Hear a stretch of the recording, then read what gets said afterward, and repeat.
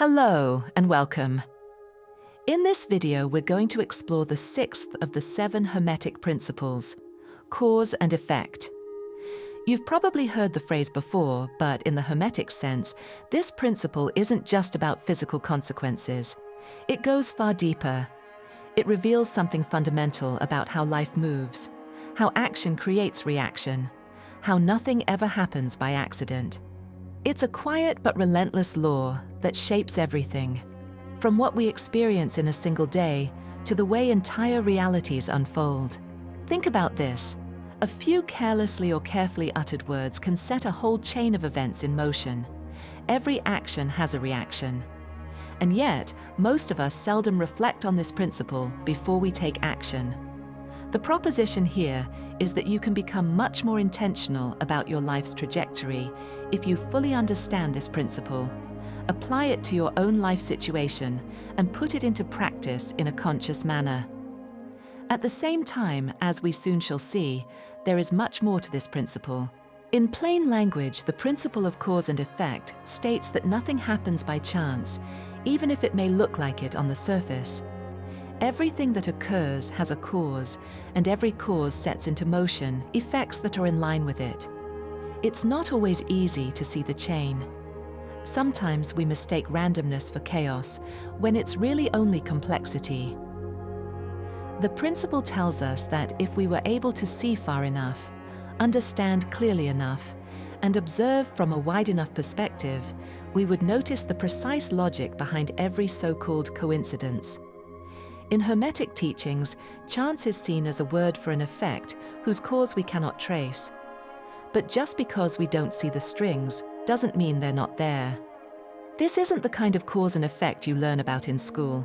It's not only about pushing a ball and watching it roll. The Hermetic version is multi-layered. There are causes behind causes, and they move across planes. There's a physical plane, a mental plane, and a spiritual plane. What happens in one can affect another. Thoughts can be causes. Emotions, beliefs, even unconscious tendencies. These are not reactions to the world, but forces shaping it. One might not always realize it, but often what we call a problem isn't just a random challenge thrown at us. It might be the consequence of a deeper cause, sometimes mental or energetic, set into motion long before we ever noticed its result. Once this becomes clear, there's a shift. You begin to move from being affected by life to affecting it. You stop being the one to whom things happen and start becoming the one who makes things happen, not in an aggressive or forceful way, but in a conscious and participatory one. That's really the heart of it.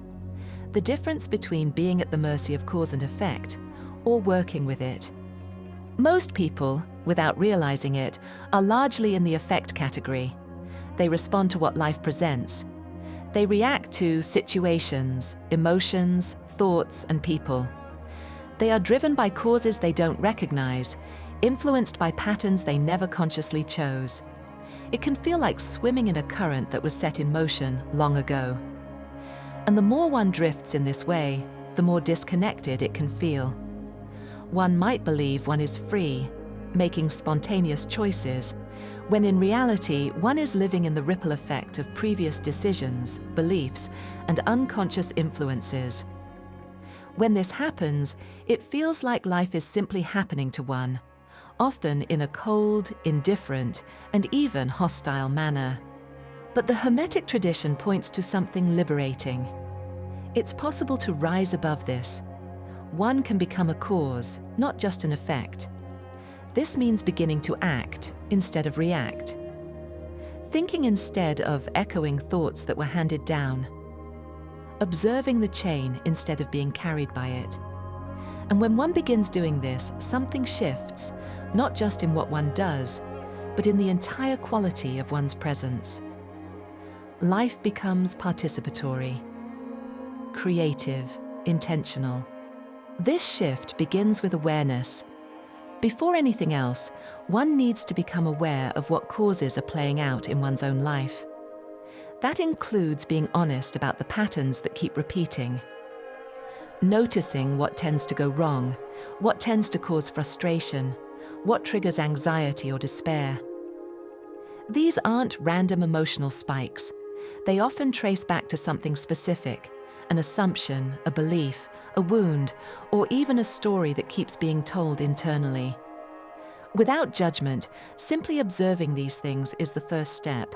From there, you can start to ask a powerful question. What is this an effect of? This question can break the illusion that the current moment is all there is. It lets you trace the origin of feelings and patterns instead of getting caught up in the noise on the surface. And with time, it helps build an inner clarity. You stop asking why the same things keep happening and start realizing how you've been involved in setting them in motion. And this is crucial. We may at first curse fate when the car breaks down, but if we had paid attention to that noise from the motor and taken it to the auto repair shop, the breakdown would likely not have happened. Maybe we couldn't afford taking the car to the auto repair shop, or we didn't have the time for it, which in turn could be traced back to the choice of career or the prioritization of less essential expenses, and so on. This is the principle of cause and effect in action. The law of cause and effect doesn't just operate in the external world. Its deepest operation is within. The way you think, the way you speak to yourself, the tone you carry throughout the day, these are causes. They ripple outward. If you tell yourself you are stuck, limited, or broken, then that thought is a cause. It sets in motion experiences, moods, decisions, and reactions that reflect and reinforce it. But if you begin to generate a different quality of thought, not by faking it, but by slowly shifting your internal atmosphere, you'll start seeing different effects. And this is not about affirmations or empty mantras. It's about shifting from reaction into authorship. You are always in dialogue with life, and this principle reminds you that you're not just listening. You're also speaking, even when you don't realize it. And your mind's narrow interpretations of your experiences and that which is present in your life are seldom as objective and final as they may appear. Now, some people hear this and feel a kind of pressure, as if everything is suddenly their fault. That's not the point. Blame doesn't belong here. This principle isn't about blame. It's about clarity. It doesn't say you're responsible for everything that happens to you in some moralistic way. It says that you are part of a web of causes, and that the more aware you become of this web, the more you can start generating effects on purpose. The less awake you are to this, the more you become a pawn in the games of forces you don't even recognize. And this is an important point. Before we become aware of these dynamics, our patterns and the effects they have on our lives, we cannot do anything about them. This is important to remember when we slip into self-blame. At the time that we caused the unwanted effects, we were not aware of what we were doing, and we did the best we could from the vantage point we had. What is needed now is intentional choices in alignment with the expanded awareness, not painful rumination over past mistakes that were unavoidable due to limited knowledge and understanding. There's also a mental discipline that comes with this. When you begin to live as a cause, you stop taking every external event as a direct judgment on your worth or progress. You see it instead as feedback. Sometimes it shows you where you've still been operating from old causes, and sometimes it reflects that your new direction has started to ripple into the world. But it's never arbitrary, it's never random.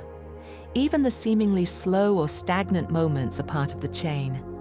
And sometimes those pauses are needed so deeper causes can settle and take root. This is also why the principle invites patience, because effects don't always appear right away. In the same way that a seed doesn't become a tree overnight, a shift in thought or behavior might not show up in external form for a while. But the law remains. Every cause has its effect, and every effect comes from a cause. Nothing is wasted. That moment you chose to stay calm instead of reacting is a cause. That hour you spent in stillness, reconnecting with your deeper intention, is a cause. That difficult conversation you decided to face instead of avoid is a cause. You might not see the result tomorrow, but the result is forming. This can be practically applied in countless ways. First, by creating a clear mental space in the morning. Before stepping into the rhythm of the day, ask yourself what quality you want to move from, what energy you want to carry. Not in the sense of chasing a mood, but in terms of setting your own tone. If you start your day by scrolling or reacting to messages, you're entering the chain already as an effect. But if you pause, even for 5 minutes, to set your own rhythm, you become a cause. You're shaping your direction rather than being pushed by whatever reaches you first. Think about this. By making the kind of shift just mentioned, your life will likely look completely different in 5 years from what it would if you didn't. This is how powerful this principle is, and most people are not nearly as aware of this as they could be. Yes, this is an example of the famous butterfly effect. Even very small causes will, over time, inevitably create huge ripple effects. Throughout the day, you can continue this practice by returning to your tone. Notice when you're swept into reactions and gently step back. Remember that every moment offers a chance to start again. That's what makes this principle so useful. It's always available. You don't need to fix the past. You just need to begin generating different causes now. The rest will take care of itself in time. In relationships, this principle reminds you to watch for unconscious patterns. If you keep finding yourself in the same dynamics, feeling overlooked, taken for granted, or misunderstood, it's not about blaming others, but about asking what inner causes are at play. What are you believing about connection, about your place in it, or about your value? What tone are you entering relationships with? And can that be shifted, not by forcing change in others, but by becoming a different cause yourself? The same thing applies in creative work. If you feel blocked or disconnected from inspiration, you can either fight that state or see it as an effect. Then go deeper. What is causing the block? Sometimes it's fear. Sometimes comparison. Sometimes just too much noise in the mind. When you get still, you may notice that the inspiration hasn't vanished. It's just been buried. And the new cause might be a simple shift. More silence, more trust, more honesty. In spiritual practice, the principle of cause and effect supports the journey toward alignment. It reveals that awakening doesn't happen by accident. It's the result of a chain where inner causes slowly become clearer and cleaner, and the effects show up in how you experience the world. Less tension, more clarity. Not because you're chasing an idea of peace, but because the noise-producing causes have been replaced with something quieter, with something more grounded. You don't need to believe in some cosmic punishment or reward system to see how this works. It's far simpler and more elegant than that. This law doesn't moralize. It doesn't hand out consequences like a courtroom. It just moves, and the movement is silent, logical, precise. The sooner you start working with it, the more graceful life becomes. Not because it becomes easier, but because it becomes more coherent. You stop feeling like you're being thrown from one wave to another. You start feeling like you're moving with the current, not against it. As you can understand from the previous discussion, it also helps to remember that your internal state is not just a reaction to external things. It's often a cause in itself. Carry tension, and you'll likely find more tension. Carry openness, and you might be surprised at how often doors begin to open. Again, not as some magical formula, but as a simple law. Energy resonates, causes ripple. The field responds to tone more than words. This doesn't mean that life becomes predictable. It means that it becomes intelligible. You begin to see the links. And when things don't make sense at first, you learn to look more closely. Ask better questions. Stay curious rather than cynical. And that curiosity often leads to the next insight, the next step, the next way forward. So in daily life, you can begin working with this principle by pausing before reacting, by questioning the tone you're moving from, by noticing patterns and tracing them, by remembering that what you're feeling is not the end of the story. It's often the middle part of a longer thread. You don't need to control everything, but you can start becoming the source of new chains. And in doing so, you shift from being someone to whom things happen to someone who participates in how things unfold.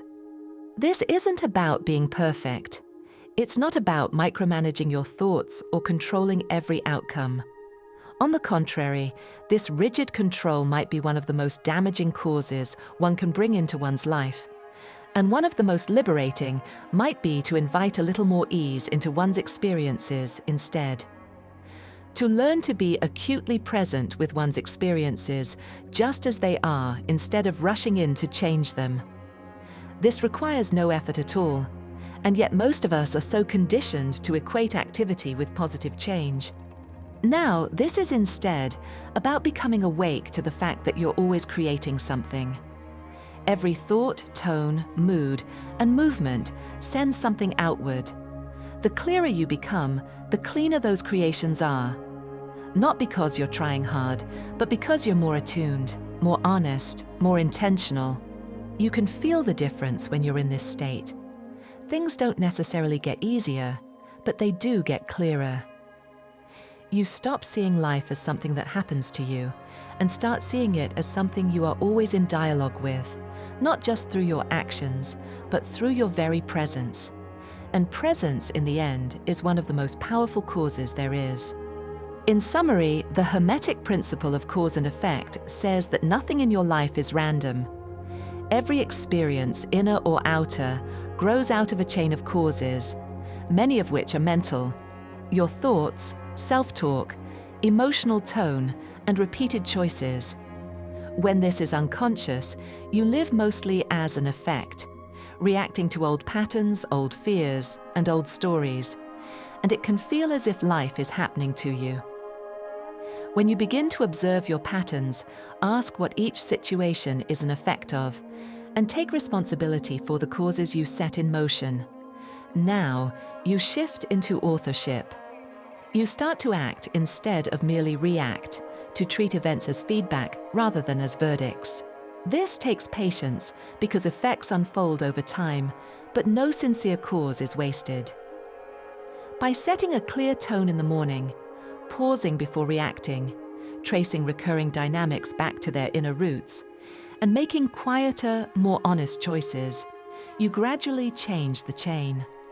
Life doesn't become perfectly predictable, but it becomes more intelligible and coherent. You move from feeling thrown around by circumstances to moving with the current, aware that your presence, your attention, and your state are themselves powerful causes. Finally, you are reminded of the aspect of time.